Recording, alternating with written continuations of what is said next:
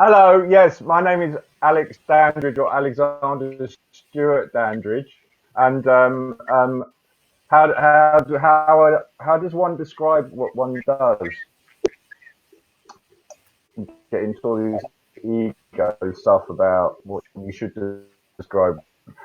So I would say I'm an entertainer, or sometimes I say I'm a street entertainer. Not just say I'm an entertainer. That's more. I think, yeah, entertainer, comedy. Sometimes a comedy juggler. Again, depends who I'm explaining this to, really.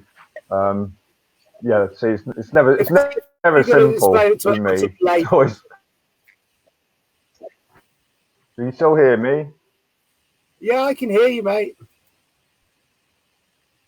Yeah. Was that enough time for you to do all your Uh, middlings? Your all middlings. I'm doing right now is I'm just sharing stuff in different groups, so my attention is in multiple places. Alex, can you just, if you're going to describe for a layperson, would you say comedy juggler?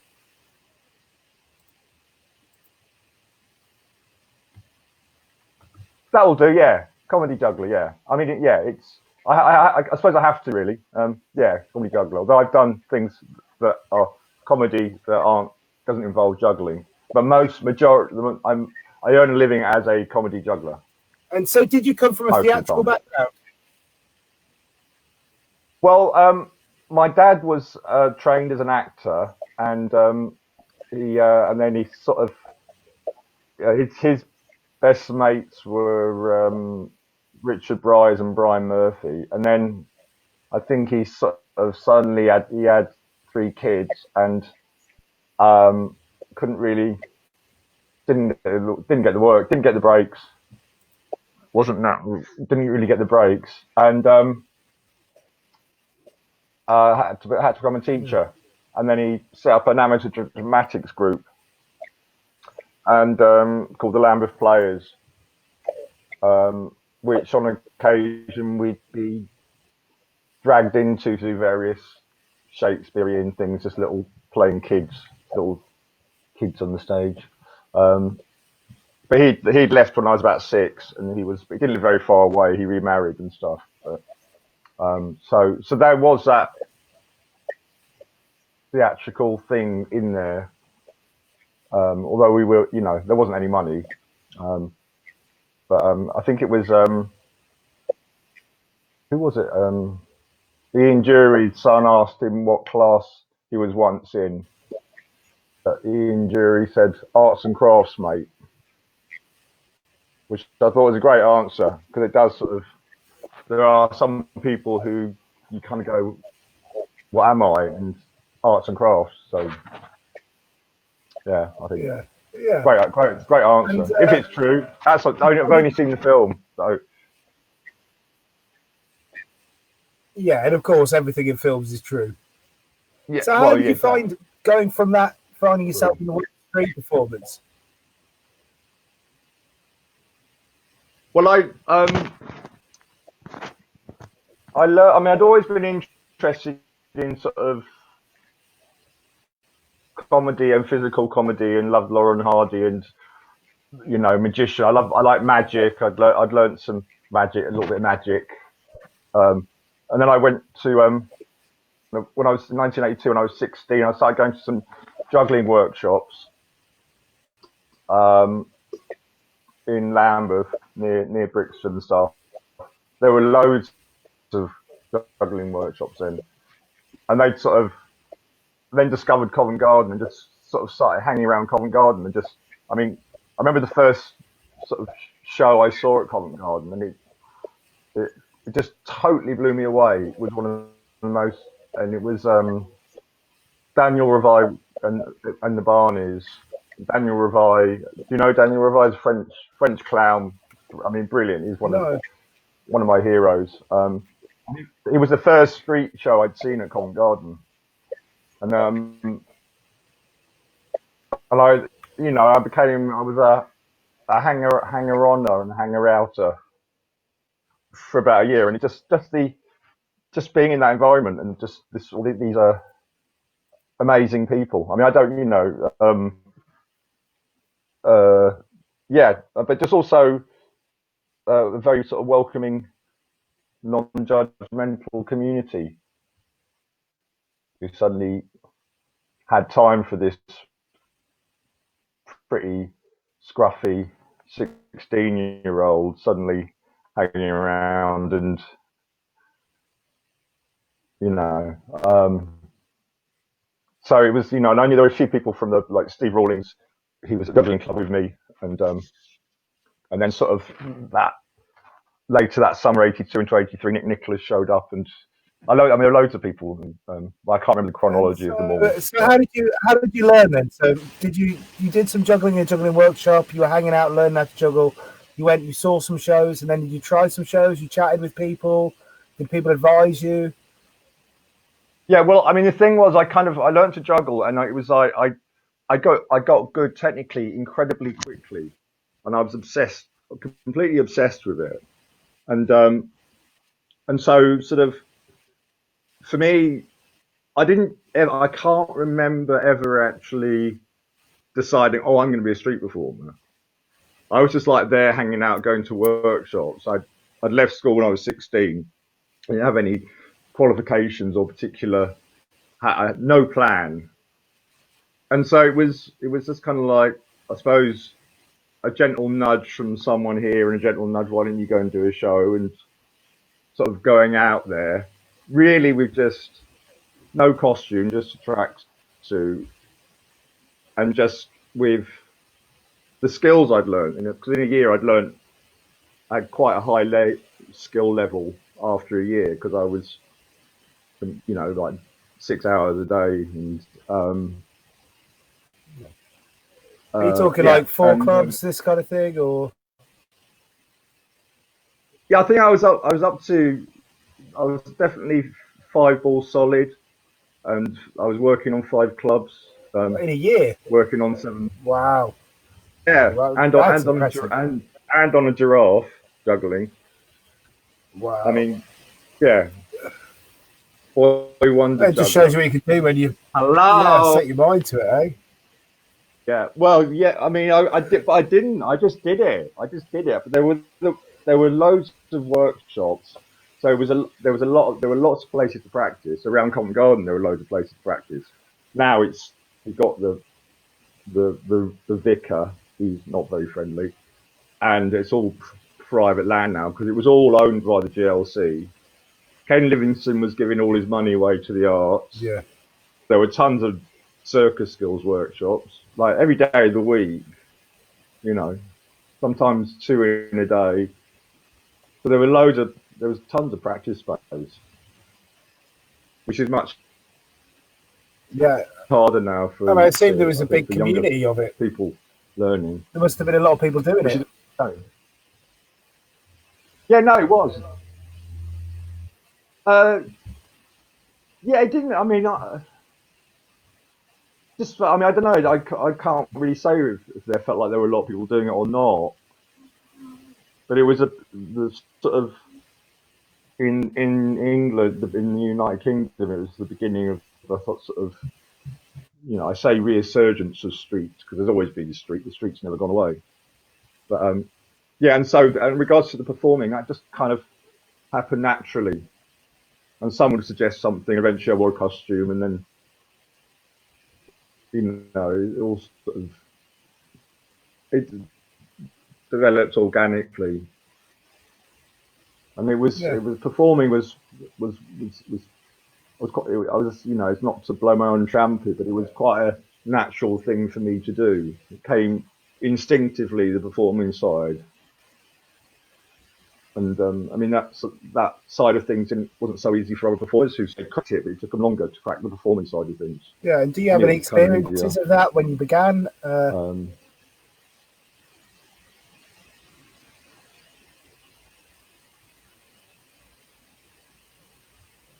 well, I mean, guys, it's I do remember sort of. I didn't have a bank account, and it was just like I was suddenly making. I was probably making more money in Covent Garden and doing the odd gig as well than I'm making now.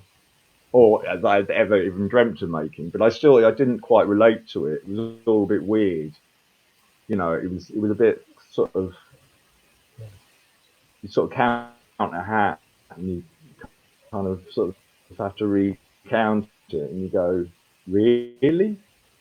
But I mean, yeah, I can't really. Yeah, I mean, it's a shame. I remember just that money side of things. That's I think quite important in a way. Something ingrained in the memory. But yeah, I mean, yeah, I mean, I'm not, yeah, yeah, but, something like that, yeah. But Well, I I mean, know in you're not a man regards obsessed to by money. You know, it's not something you think about. no, but it was kind of like suddenly it was like, yeah, part of that thing that was happening, and it was because I mean, the Covent Garden community there. I mean, because I mean, there's still shows happening all the time, but it's like my memory of it's obviously not quite. It's going to be different to how it actually was, but I mean, I remember seeing Chris Lynam doing shows at sort of like 10 o'clock at night, uh, you know, in the summer, and there used to be all sorts of collective things happening with, you know, bands on the East Piazza doing sort of nighttime shows with other performers joining in. I used to fly juggle to the gutter posts and things like that. Um, but wittering on here. No, well, what year was this? Was this Ask me around something. 84, 85? I can't keep. Yeah, What, was this about wittering on? 84, 85? It's fine. Well, I've got to be very careful about the way I interject because there's a long delay. Yeah, yeah. So yeah, was it 84, 85? Yeah.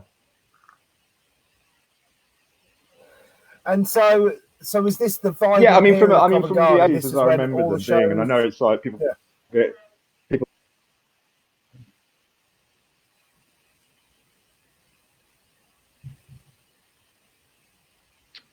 Not necessarily. No. I mean, I think it was a special time indeed, but it was Covent Garden had just been redeveloped, and it was getting a lot of media attention and stuff, and it was, you know, and it was a different time then. But they've had their own, you know, for God's sake, February of this year, considering what's happened, is a golden time at Covent Garden right now, you know, COVID and stuff. And there were the problems, there were the bullying, and there was the, you know, the arseholes, and there were shit shows. Shit shows happened. But it was. Do you think it was a better environment now in Covent, or before, or do you think they were different? I think it's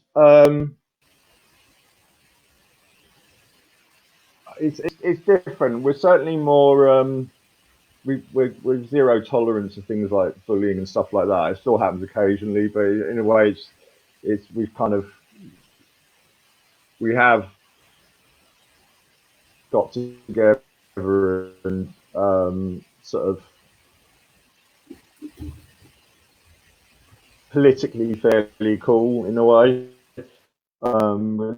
We look after each other.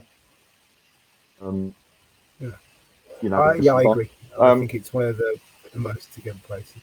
So, you know,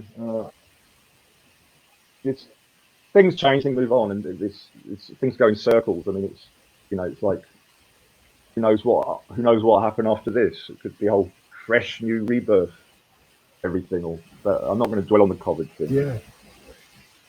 So, doesn't do no, well, we could have our roaring 20s. This is what I'm holding for. Yeah, you know? Yeah, exactly. Yeah. Because I keep forgetting it's the start of a new decade, isn't it? Quite a start. Yeah, yeah, and this is kind of similar thing that happened 100 years ago. We had the Roaring Twenties, and then there was a whole great amount of decade to look forward to. So, Al, you're in Covent, you're doing shows. It's come easy. You're going from club to club. You're looking in hats. You're going, wow. You're making more money than you dreamed of making. Let's go on with your story from there. Oh right, okay. Well, okay, we're doing it right. Okay, I wasn't sure what format this was going to be. Um, It's well, then quite a because at the drifty, same time, loose kind of thing. Yeah. cool. Well, during that period of, I mean, the acts that were working down there. I mean, I'll just go through some of my heroes. With the Amazing Mendezes, which was Guy Chris Adams and Dave Spathky, who set up the Rara Zoo and stuff, and Tim Batt and John McKenna, Rasputin, and there were loads. There was a lot more variety of acts there. Yeah. And can you just pick a couple of Um, them and just explain why you like them? well, there was okay, Chris Lionel or Christopher Pierce, who he's just he's just so watchable, and um, he's funny. I mean, he's just he just creates that excitement in the audience, and just the craftsmanship of like Daniel Revai and Tim Batt and the amazing Mendezes. I'm trying to think of the other ones. JJ Waller. Um, there was a guy called Paul St George. He used to be a proctologist, a bum doctor in his former job, and who else? Yeah, I mean, there's loads of acts who came and stayed and went and couldn't leave. And then during that time, and then it was Chris who was working with Mendes asked me if I'd be interested in doing a double act with him. And I was like, yeah, sure. And so he was a great clown. He's a very good juggler too. Also a fantastic clown. So we put something together. Mostly his kind of concept of it and his ideas. Um, and that just was incredibly successful, incredibly quickly, which again was kind of like a bit of a blur, but I took it in a stride. I mean, we quite a few telly things, and we were doing suddenly getting a lot of gigs in Germany and playing little theatres in Germany and stuff. And I was like, it was great, and it was also because I was so young then, and I hadn't sort of discovered myself. I hadn't dealt with things like my sexuality and things like that, and so and he was quite a private man. So on the road, it wasn't really a laugh. It was sort of we'd go and do the Yeah, there's gigs, no chatting. and there wasn't much else, which is which which 10 years later would have been fine. We were chatty, but it was 10 years age gap. I was 18, and he was 20s something, and it just felt it was got along absolutely fine and stuff. He taught me an awful lot. And then right or wrongly, I ended up knocking it on the head about 5 years later. Am I still And on? why did you choose to do that? Yeah, you're still on. The connection's a little bit. It's not the best connection in the world, but you're on, and I'm assuming it's going through okay. Um, Okay, all right. I can hear most of the stuff going on. A little glitchy, but usually it comes through good in the video. So yeah, carry on. Okay. Sorry. No, no. So yeah, Yeah. sorry. I'll So give me a question. Why did you leave? Why did you decide to leave? Oh, well, I'll blame Eddie Izzard for that. Well, I won't. No, I mean, he said, no, you want to be doing this. You Okay. want to be doing stand up, Alex. That's what you want to be doing. That's just no, come on, get into the stand up thing. That's where it's at, the stand up. And so this was like coming in late 80s now, and I'd done a lot of gigs with Chris on some of the big enough comedy clubs, and we did the Hackney Empire loads Yeah. of times, and we did Jongleurs loads of times, and so So you I've been felt like you got your around a lot of the stripes. stand-ups. Well, no, I didn't. I didn't feel like I could do stand up, but I certainly had to go at it. And I just went, yo, I'll stop working with Chris and I'll do that. Not, just so. Yeah. Kind of did that for a bit, but I'm just so shit at the business side of things.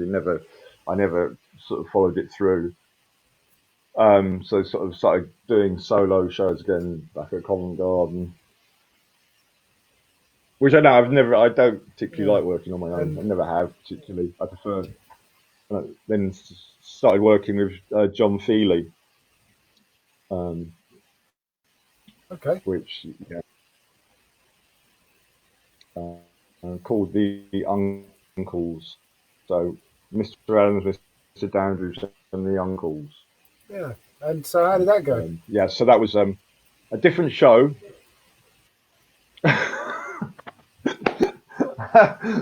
Well, John is he's a brilliant man. He's a fantastic performer. Uh, but he has his dark side too. Um, we had more fun on the roads. It was kind of we were on the road a lot. I mean, because most of the '90s we were gigging. We had gigs in like France and Holland and Germany, and we were hardly at Covent Garden at all. So the beginning bit and maybe the end bit of the night, which actually was another heyday at Covent Garden. Was the '90s. That was like boom time for a lot of performers. Um, And when you and so describe yeah, the heyday, so do you describe it as being because there was good shows or the big crowds, or what do you mean no, by a from what heyday in the I mean, 90s? well, no, just I mean for the Covent Garden lot, I mean, I'm like I not said, I wasn't challenging you, I'm there just that much. interested. Well, no, I was just an example of some people say, oh, the '80s was the best, and then people go, oh, the '90s and stuff. It's just on reflection. It's I don't want to, yeah. But we that was we weren't around there much in the '90s, but doing gigs and stuff. But it was a good show with Yeah. John, but was he was difficult in his own way to work with because um, yeah, he had a dark side. Um, Yeah, some um, people do. Yeah. What was yeah, the work you were doing? I don't want to get well, again, No, you don't have to talk based about the one around person. juggling. It was based around it had Yeah. the structure of a And we, juggling based and unicycle structure to it with going from A start, B middle, C ending, and then being able to jam off that, take tangents off that. That's kind of like it's nice to be able to you've got your structured points and be able to go off and then come back knowing you've got these strong bits that you can fall back to. So provides like the skeleton. um, uh, with working with John and stuff. Play. Yeah. And so, what was the experience of kind of being a traveling entertainer doing kind of festival shows?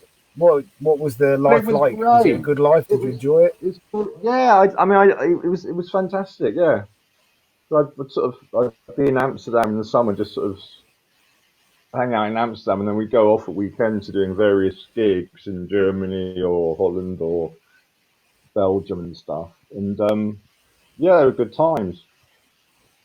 Amsterdam's a great summer city. Um, well, it's good in the winter too. And how did you get the gigs? And also, how did we do the gig? Yeah, how did you get the How gigs? did we get the gig? Yeah. So if there's Well, young both. rappers watching, Well, I mean, with because Chris was very good at business, and John was very good at business up to a point, and I've always been really shit at business. Just, I get nervous walking into a bank if I'm paying money, and I just have these. It takes me an hour to pluck up the courage to call people. It's just ridiculous. But we did like Oh, I don't know how we got the gigs. Really, I can't remember. I know we got into the French circuit by doing a couple of the showcase festivals, Chalon and Is this I don't think it could have been Aurillac. Um, and so people came and saw us and booked us, and because I don't speak French, but I'd learnt the show phonetically in French, which was enough. And okay? And what's and the what's that yeah, I like? mean, Performing in a language you don't understand, hearing people laughing at well, it's kind of it's weird because you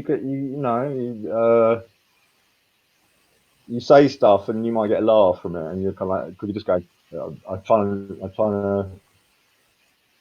can't think of any that was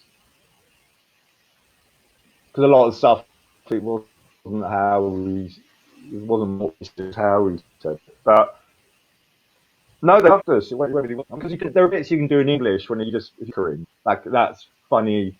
It's almost funnier if you're doing it in a foreign language and people don't understand. yeah, Because yeah, exactly. Or visual well, and stuff. some people do, some people don't. And yeah, well, it's like conjure up this amazing stories. This is where I can't come up with these amazing stories of oh, we did this one show and I can't remember. Honestly I can't remember. That's terrible. But that's okay. What a That's no worries. waste. Um, You've been maybe you'll come back no, to you. but We've got I remember time, bits. Some I of these remember interviews memory. go I on just for remember three sort of. hours. Oh, they don't, do they? That's not me. I need a pee already. I'm having my dinner at Yeah. 7. No. Um, So why did you end up going back to the street then? Did you not a not one. like it? Did you? Not a one gig for an hour. Yes, it's true. Yeah, we were talking earlier on about No, the I mean fact we. that I mean yeah, the thing is, I mean it's like. Sorry. Oh, we got. Oh, of course it's about the delay thing, so I've got to take that into account. Um, no, the it's about. I mean, I don't really consider myself a real sweeper. For those of you out there who have without fear can just go and try a new pitch or even open a new pitch. I mean, that ain't me. I like the sort of cozy bubble of Covent, which is semi-street, or better than that, a festival where it's but you were outside, there during but the you've got battling. You've been there. You've been there through the whole eras of Covent Garden, from nearly the beginning of its contemporary thing. If I'm correct in thinking that. You've seen the yeah, battles. There was battles that have been happening all the way along Covent Garden, right?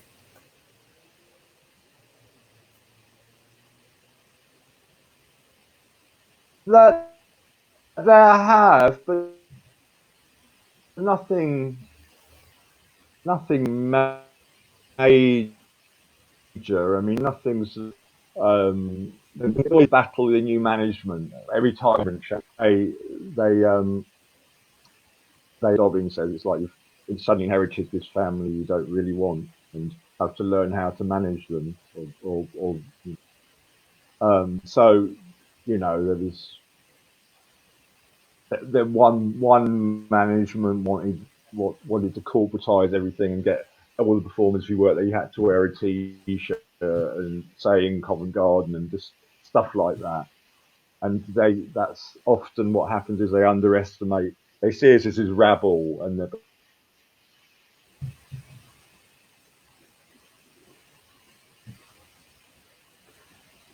I don't know if we lost Alex there. I don't know if we lost me. but when threatened, we very effective. And it's frozen. I'm still No, there. I'm No, he's back. gone. I was here. Yeah. Okay, sorry, carry on, mate.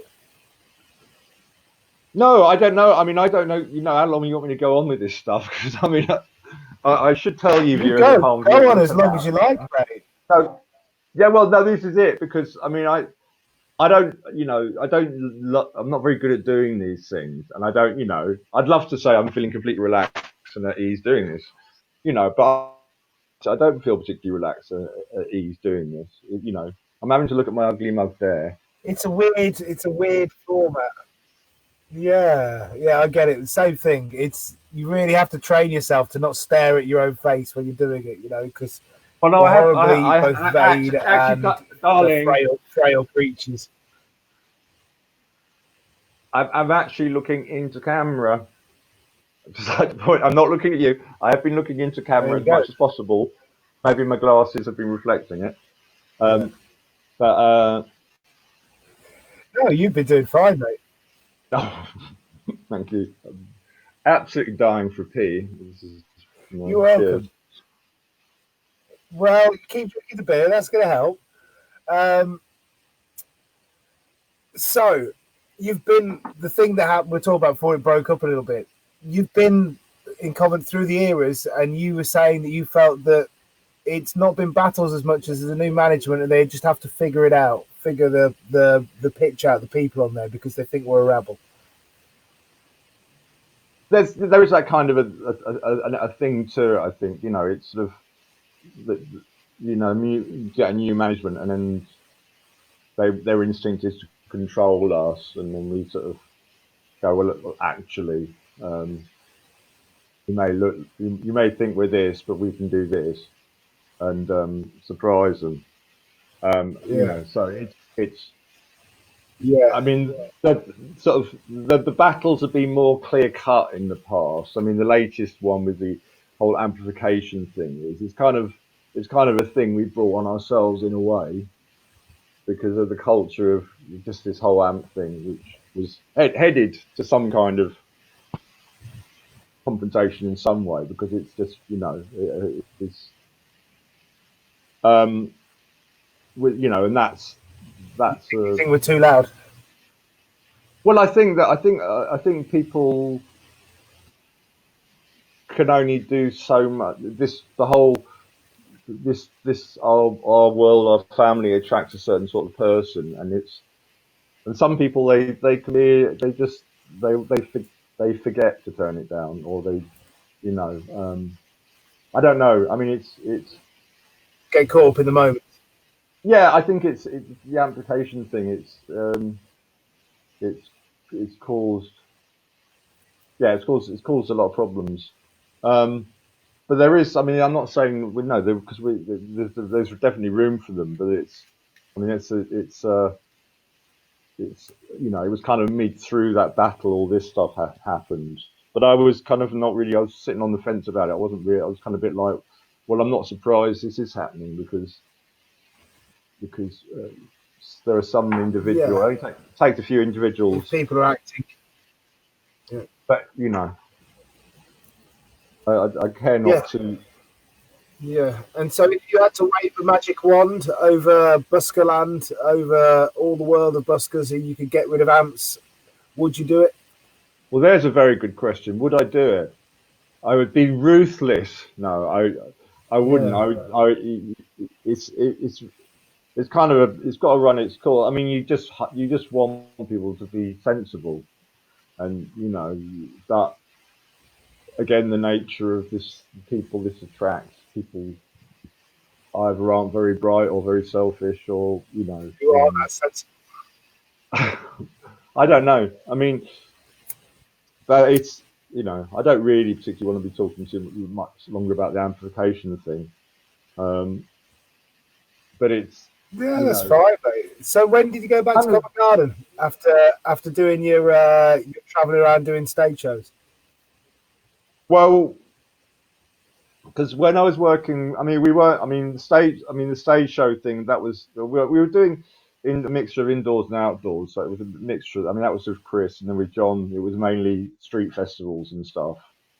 Um, uh, and and then that was about I was with John for about 8 or 9 years, and it sort of began to fall apart and stuff. He got more difficult to work with, and You guys just weren't getting along as well. I mean, we got along, but then you sort of. you, you know, it's you're in a dressing room and it's 5 minutes till you're meant to be on. You've got 500 people waiting for you in the square, and there's no John, and he kind of waltzes in with 2 minutes to spare. Just stuff like that. I'm sure I did stuff that was annoying, but it was kind of like that. He's ringing. You answer that because I really need to go and pee. I'll be coming back. Yeah, I'm off. Right, utter professional. Don't go away. You can go pee. Go pee. It's okay. Go on. I have to. I'm not going to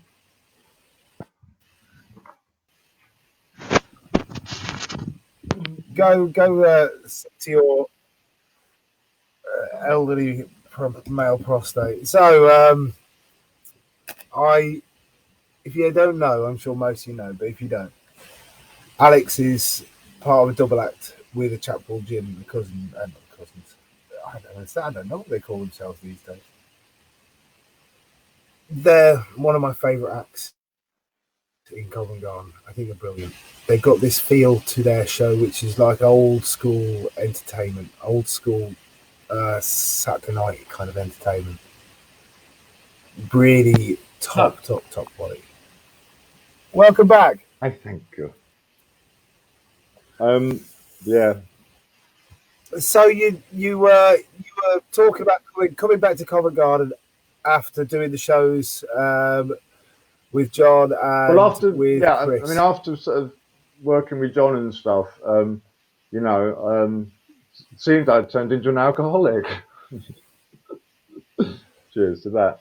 No, it's fine now, right? It's fine. Cheers. Yes. Shutting me up. See, Jesus, what whining on. No, I mean, I sort of, yeah. I partied as well as working with John and stuff. I'd partied in the '90s as well, and maybe at times a bit too hard. Sort of when I started working with John, it all sort of fell apart a bit. I was my boyfriend at the time. He dumped me, which don't blame me for. And yeah, it was just one of those kind of the end of the '90s into 2000s were a bit messy, and then it's all when it rains it pours kind of situation. Well, yeah, I mean, just sort of, I suppose everyone has to go through those sort of things, don't they? And somewhere along the line, I decided to do stand up again, and I sort of it was just the business side of things, doing all the phone calls and that side of things. I wasn't really interested in doing it. I just I didn't have enough of a.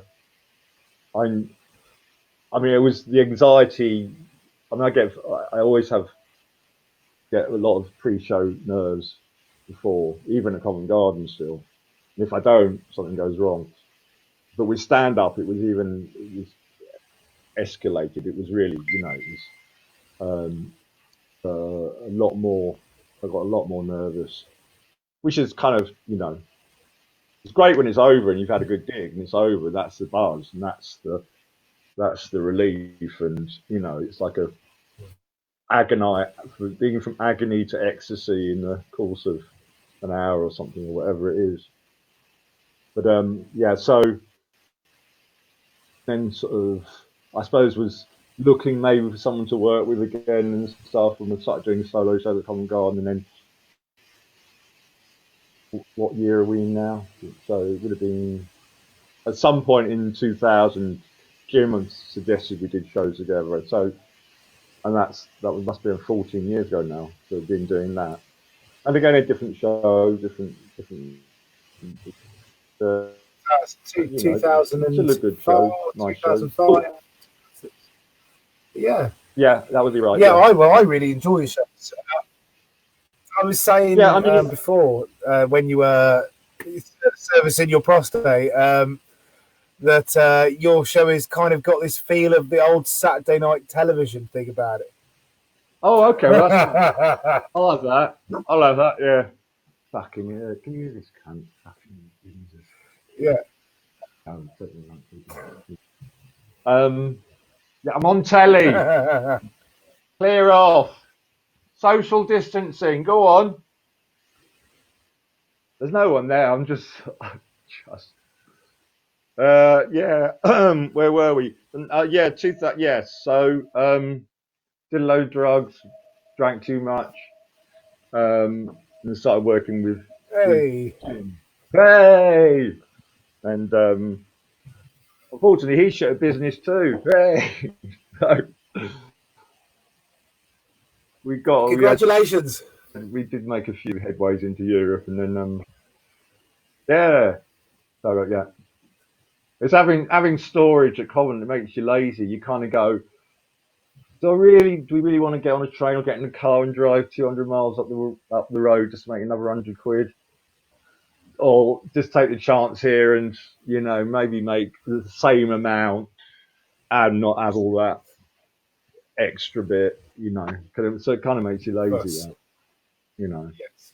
Um, So you said yeah. earlier on, you What said it what over and more over. do you want of me? I'm gonna suck every ounce of blood I can from this. You said you feel anxious. Pre-show, yeah, pre-show nerves, yeah, horrible, You've had horrible. it your entire life. Do you think maybe it's? Do you have a feeling of why you have it? Do you have any theories? Have you come to Um, any understanding of it over your lifetime of performing? no, I do. I don't. I mean, I think some people get it, some people don't get it, and it doesn't. It's no reflection on anyone's ability as a performer. It's just some people do get nervous, some people don't get nervous. Um, and it's those times when I'm either kind of like looking forward to a show or not feeling nervous. Pretty much every time something happens and the show, we have a technical hitch up or something, some unpleasant drunk comes through and you know does something that you can't salvage the show about. It's one of those things. So and it's a weird. I mean, you've probably had it. Those shows where you really, really don't want to go out there and do them, but that sometimes can be the best. I'm sure that everyone's had Yeah. that experience where you kind of go, you know, Well, I do think there's an element of not caring. sorry. I think there's an element of not caring. When you want a show to be good, you can almost crush the show to death by trying to make it good. Do you know what I mean? Well, yeah. I mean, there are days where some technique applied on an audience can help bring it together. Days when you're flogging a dead horse, and days when uh, you don't need that. Um, so it's there've always been those days, So but the application of a bit of you, technique uh, can be beneficial on a difficult audience. Um, that makes sense. pressure points. Pressure points, yeah. I'm not talking about berating them. Um, no, I mean sometimes No, it's like when to go gently and when to go, you know, um, quieter morning less shows, gently. gentle, you know, So or you've seen in the span of street performance and cabaret over the years. Have you noticed changes? What have you seen over the time from the '80s up until now in the world of cabaret and street performance? well, I mean, I mean, it's just sort of the street world and stuff. I mean, I mean, just because I'm not getting out to as many festivals as I used to and stuff, but to sort of see, you know, it, it's. I mean, they're not. I don't know how to say this really. There's always been that kind of going to the street performance supermarket and getting yourself. the lines, the amp, the props. Yeah, putting some effort into learning the stuff, and then bingo, you've got a show. Um, so it's there is no. I mean, the artists are there. They're there, but there are also those who I don't know aren't so much because Do you think there's more? I describe it as curator creator. You curate a show or you create a show. Do you think there's less before in the 80s and early 90s than there is now in the 2000s and so on? I think there was certainly more creativity in the earlier days. I think. I mean, the one thing that's quite important thing that I'm sure people have mentioned was, I mean, alternative arts used to promote Covent Garden. They used to administer the pitch. They were like, because it was owned by the GLC. So, and they would kind of control it in a way, or thought they did sort of to a point. So they'd they'd run workshops for new performers. They'd have regular workshops for new performers who wanted to do street performing. They'd also put on controversial events like Women's Week, and that was the big split the community a bit. It was, but it was fine. But there was it was Women's there Week. was there was yeah Why they had did you these split the community? I'm going to delve into this mine. well because men weren't allowed to work. I don't think it may have just been one day. It could have been a So week. for a But week it was. yeah, men were banned from doing shows on the West. I think we were allowed to go into the North Hall. And so, But what was the discussion? What was the argument? Set the scene. Dish the dirt on this. What was going on at this moment? Then were well, there people wasn't. arguing the draw? I Were mean, people saying "fuck the no"? Were argument. people saying "fuck yes"? Well, there were women performers there. There was, there was. They were still a minority, but there was, but there was some of the Yeah. louder men who were there at the time would cause a bit of a stink about it. Because Maggie Pinhorn and Maggie Pinhorn ran alternative arts, and she was kind of like basically like Maggie Thatcher, but very left wing. She was very much a politician, and Okay. very very bright lady, very knew how to get a few bob out of people for grants and funding and stuff. I mean, a clever lady and stuff. So she was in calling the shots, but so there were battles of alternative arts. I mean, not skirmishes more. Um, because they one of Do one you of think, on the the whole, that their influence was better well, we're talking than, about say, like the Capco? diverse creativity. There was more creativity because it was like encouraged. It was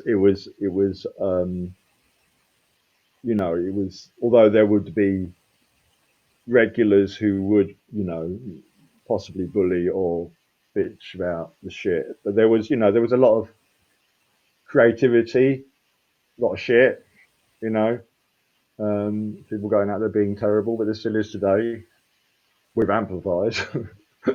um, I mean, there was Yeah.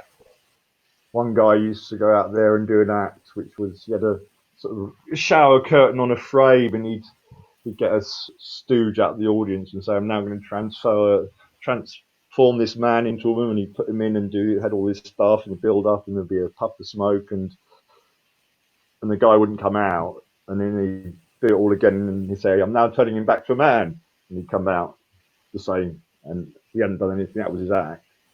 I dimly recall. Um, Yeah. Did he sell it? Not really, no. It was pretty shit. A lot of bemused Oh. audiences. Oh. But also, I'd like to just on the money. I mean, some of my heroes. Some of the acts that I really used to love. I I mean, they never used to make any money. They used to do amazing shows, Yeah. and they just never made any money. They just didn't seem to have any interest. I mean, there wasn't the refined technique of a bottling speech in the 80s that kind of kicked in the 90s. I mean, in the 80s, everyone used to just, as I remember, they used to just bottle right at the end of the show, do the bottling speech instead of before the finale, which has become the norm now. Um, Yes. so, what were we talking about? So in the early 90s, the hat line, you saw this thing being refined. So would you say that, I'm trying to figure out what the question I want to ask is for. Somewhere along the line, somebody went, "Why are we Would doing?" you say that in no, carry on, delay. See, it's all out of sync no, now. please carry on by all means. I'm just trying to talk. Yeah. Tell me when I'm meant to be enjoying this. So No, I'm having a great time. yeah, It's fab. The connection. No, it's all great. We're doing You're doing a good job of buddy chatting anyway. You're telling good stories. I think we're making good progress in the story here. If we were, both two buddy stoners forgetting what the fuck was going on with it. I'm so. Do you believe alcoholic? Thank you very much. I've got yes, sorry. My apologies. That's all right. Do you think it would be better if we had alternative arts now? I mean, I've got this little theory. My little theory is that because we've honed shows collectively and focused on money collectively and made these really refined pieces of work that are all very, very similar, we don't get people staying show after show after show. People don't go there for a whole day like it's a day out because there isn't the variety. And maybe if we had alternative arts and that encouragement still pushing there, we might still have that variety. But I don't think. I don't know if people don't go there for a day. I think people just will kill a few hours there and maybe watch a few shows. But yeah, I mean, I think there may be more of a culture of people hanging for a day. I'm not sure. I think it was always, there was different people would come at different times of the day, like it is now in a way. Yeah. I mean, I heard. I talked to Chris and people like that, and they said it was kind of, yeah. Yeah, no, it's getting used to this delay thing. No, I heard on the radio Tommy Steele being interviewed recently. Tommy Steele, who was, have you heard of Tommy Steele? He's old famous entertainer. Half a Sixpence film. Anyway, some of the older listeners will remember Tommy Steele. Anyway, a famous guy, was a pop star and film guy, variety guy. But he's, he must be in his 80s now, this is recently. He said because he grew up around Covent Garden. He's always loved Covent Garden, and he still loves it to his days. He says, I love going down at the weekend or during the week and watching all the shows, the street shows, which was really nice to hear somebody, in their 80s who's from show business. That is really nice. Yeah, so that's Tommy Steele. Still appreciating it. Yeah. So you saw the development and the honing of the stocky kind of show. What's your thoughts on that? On the honing of that show? I didn't see it. Seeing that development happen over the years. Didn't see it happen. It just sort of happened. Everything happens. You suddenly go, oh, that's happened. So, I mean, I can't. I've got these gaps in what I remember as well. Anyway, but I mean, at some point somewhere, someone went, oh, it's much better actually doing the bottling speech before the last trick. I mean, there's different cultures of doing the bottling, because in America, some people will actually collect the money before doing the last trick. That's a real sort of. I've seen this one. They hype the show for the hat before the finale. Yeah, which is a very odd, uh, very. I mean, that would I would just hate doing that. I would just destroy that the atmosphere you've created. It's sort of you know Yeah, it the doesn't whole. work for. Can you imagine with a piece of theatre? You have to hype and collect before the resolution of the play. Well, yeah. I mean, yeah, exactly. I mean, we used. I mean, Covent Garden used to be the whole bottler mafia. It used to be like loads of people used to use bottlers, and so you used to have this subculture of the performers and then the bottlers, and the bottlers had their own internal fights and disputes and hierarchies, and and some of the bottlers were getting like a third of the hat. They were either that good, or you Wow, know, and they got the rep. uh, Did you use bottomers? have you ever tried bottling for someone? Have you ever bottled for someone in a show?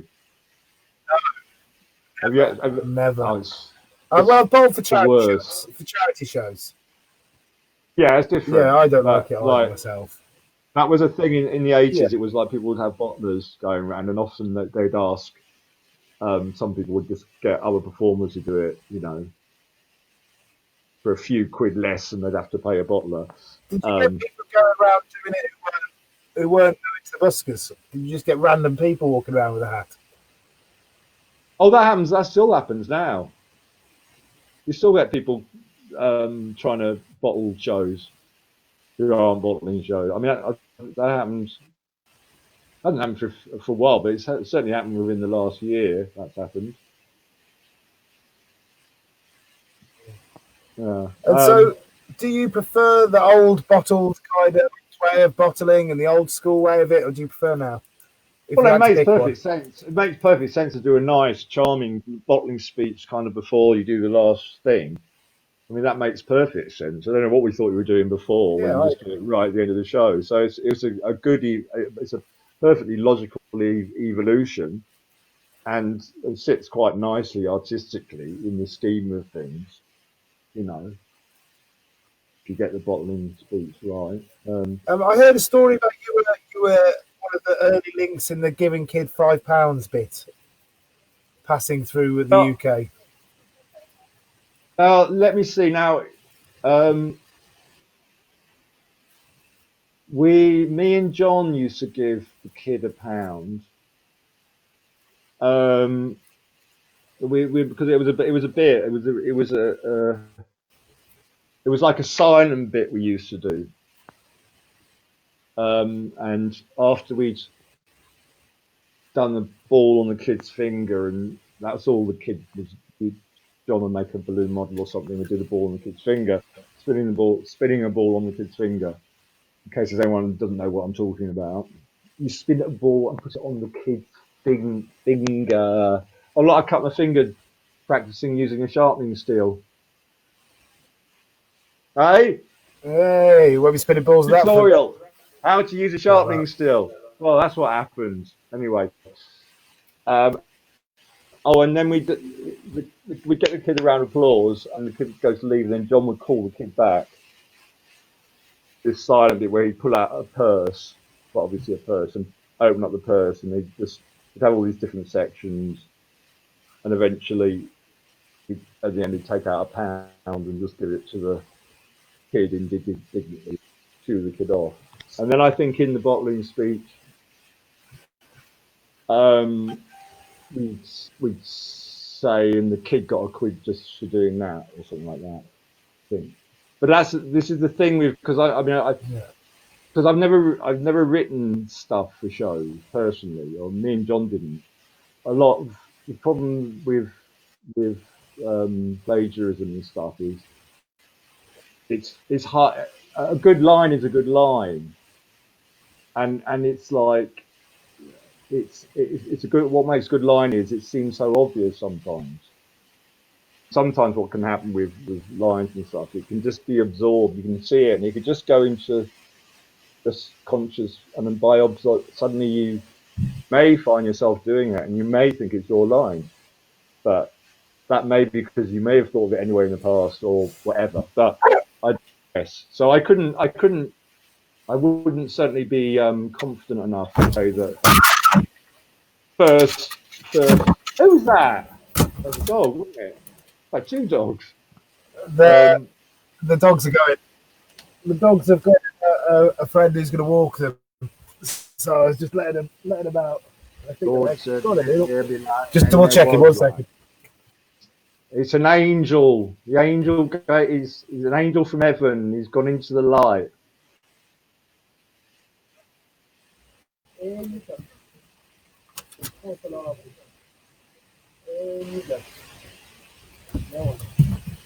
It was a false alarm. Oh, sorry about that. Please continue. Gonna have to cut all that shit out. Yeah. Yeah, excellent. Yeah. The joys of television. Yeah, innit? When you had an editing team, that'd all be smoothed over. Of course it will.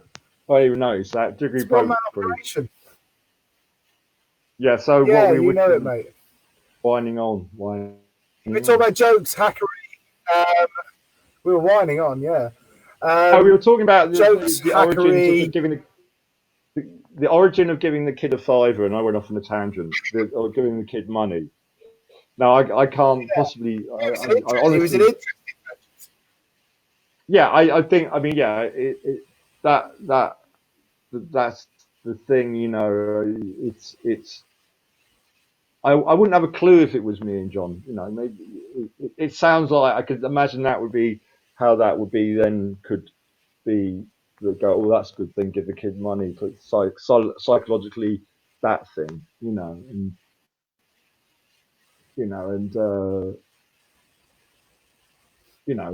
yeah. So that was that. You know, but I've seen. You know, I've seen so many performers. How do you feel about this?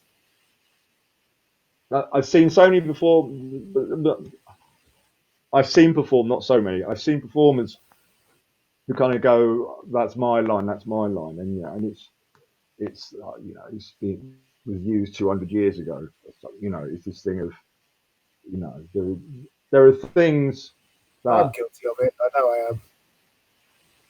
I mean, I think I'm fairly sure I was the first person to get the kid to throw clubs up to me on the unicycle at Covent, because no one was doing that before me. That was in the early 80s. That's just like, and you know, it's like, well, somebody would have thought of that. You know, it was only because a friend of mine who was running the juggling workshops, who was, you know, and he did kids theatre. He said, "Why don't you get the kid to throw the clubs up?" And so it wasn't even my idea. So you couldn't really walk into a town with someone kids throwing clubs up to a uni and go, "Oi, that's mine! Stop doing that." I know, but you know, there's very few things I'm precious about. The only thing at the moment that I'm really precious about is just the way me and Jim do the rope, because people have already started to try and use it with the chain shortening the knotting thing, and I'm really like, because a few people started to use it, and I said, look, I'm not going to tell you to stop, but I guarantee if you carry on doing this, that will become the standard way of putting out a rope. You know, not by everyone, but by some people. How many people does it take for a line to become standard line? You know, I think just one really. Yeah. Once two people are doing it in different spots, you know, if it's good material, there are some standard lines. But that's the difficulty, you know. You start off learning from other stuff, you know, and then you write your own stuff to be unique, and then other people learn off your stuff, so you're not unique anymore. You're like, motherfucker. Yeah, but I mean, I've never written anything for the street personally. It's always just happened in a show, and so by having not written it, I can't ever have the confidence to go, that's definitely mine. Here's a bit of paper to prove it. Because if you're improvising something, that moment can come from, who knows? You know, Johnny Bloggs bottomed the clown in Dortmund, Germany in 1980, 7 or something. You know, it's sort of it all sinks in Yeah. there. And who's to say that two individual sources didn't think of stuff? You know, Well, this exactly. is the Yeah. problem with it always, is a lot of our stuff, all the lines, are quite obvious. You know, they're not the most complex pieces of work in the world. But I mean, there are things that kind of would have a bit of a signature. Um, I mean, yeah, no, it's hard. Yeah, well, just yeah. I mean, there's some people use lines that just don't Well, work. Brian's, yeah, Go on, Brian's. yes, yeah, it's true. People do, you know. Brian's Diablo routine with the book. Someone did that, you'd pretty much be able to know that that was sourced from there. I'd assume it's such a Yeah, unique piece of work. It's different from a lot of things. yeah, no, absolutely, yeah. I mean, it's very much. Well, it's a routine that is very much Brian's character, and it would be one of those things that you'd have to be Brian to get the timing right on it. But no, I Yeah, mean, for it to make sense. I was trying to think of the thing, but I mean, I know the thing now. Yeah. Well, yeah. Well, we've already heard stories that people have done jokes they don't understand in the wrong context and made them seem completely more horrifying than they really are. I mean, I found myself doing. Suddenly, I found myself doing a generic line and hating myself for it. Sticks in the throat. Yeah, and I don't. I try not to. When, sort of periods when I've done solo shows. I remember I did. I for some reason decided to say I'll go back to selling drugs to children after school that life, and it was like it just it doesn't work with me. It doesn't work, because I can't remember who it was said after. He said it doesn't, people don't believe that you know. Brian says it. They believe that he'd be going back to his old job selling. Not that I'm saying it's his line, but you see what I mean. It's like doing a line that doesn't fit with your personality. It makes sense. It makes sense in the character. Yeah, basically, You're yeah. not selling yourself nasty, at any point. You're selling yourself as quite a reasonably kind of nice guy a lot of the time. I'd assume when you're working, you're not mean in your show. You don't do mean comedy. Well, I mean, I don't know how I'm selling myself. I'm just doing what I do when I get out there, because I don't know what. I mean, I don't know till I proverbially stand on that stage when there's that moment where you have where you're on, there, and there are days where, and I don't know before, I don't know in that pre-show anxiety, and then there's a moment where I'm on, and some days I'm like going, oh, I'm jamming, I'm happening, this is happening, and other days where I'm like going, this is walking through mud today, and it's not the audience, it's just what's coming from me. Um, and that's sometimes where being in Yeah, a double act comes into its own, because it's like, um, you can ride on the shirt tails of the other one who's having a better day. It's just when you're both having a shit show that it falls apart. But generally, sometimes you both have good yeah. And shows. there's a funny dynamic with someone having a bad time and another one having a good time. Yeah, but you don't show that you're having a bad time. Not Yeah, not the way but I work. I mean, I but no, the I do show I'm having a bad time, but in a playful manner, sort yes, of thing. Yeah. yeah. And there's stuff I think when you're on and when you're having a good time, just from my own personal perceptions when I've been working. You give off a slightly different sense of something than when you're having a hard time and you're working hard to do it. It's like there's a whiff they can get of you.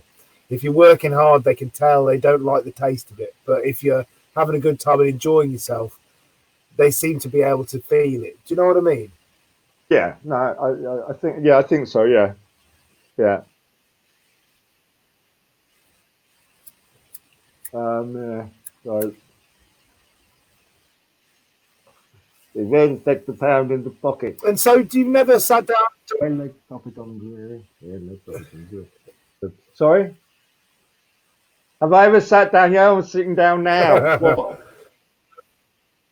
Have I? Go on. you ever sat down and written a stuff? To show? Have you ever sat down and written stuff for a show? Have you ever wanted to do The writing stuff? stand up. The stand up I did. I wrote stuff. I wrote, Yeah. wrote stuff. Stand up, yeah. And how did you find the Um, experience of writing? well, it's a weird one because you're on your own doing it, and again there was a couple of lines I've had, and I've sort of gone, surely someone must have come up with that before for stand up. So I made some phone calls to my contacts in the comedy world to sort of double check whether it had been to go. And I go, oh no, that's not. You know why? Because it's shit. You had No. to copyright check it first. Well, I just wanted to. Well, yeah, in a way, yeah. Not copyright, nothing to do with legal, but just like if it's a good gag, it just is so fucking obvious sometimes. It's because simple things are really But the thing is, difficult to. it's only obvious once you've heard it. Sorry, I mean basically You know the thing, just like when you look at a mathematical equation. no, I don't know that thing. No, no, I've seen mathematical So equations. when you look at Yeah, squiggles. it's where you don't understand them, and then somebody explains it, and then suddenly you see it. It's that kind of thing. Yeah, exactly that. With the mathematical, yeah, I had that all the time in mathematical equation classes. With the, yes. Yeah, no, never, no, no, I didn't. No, no, fair enough. Way past my dinner time. Ridiculous. It is way Anyway, past your dinner time. Well, well, no, would you actually, like to give me technically, amazing stories? Would you like to chat? I'll tell you what. Um, there's my favourite place to perform in the world. Well, used to be. It's not. It's sort of changed now. Was festival in Holland on the island of Schelling called the Ural Festival, and it's where I've truly had some of the happiest times of my life and my some of the specialist performing times in my life because it was just a magical place. The island's pretty magical, and with the festival, not so much how it is now. It's got big and corporate, and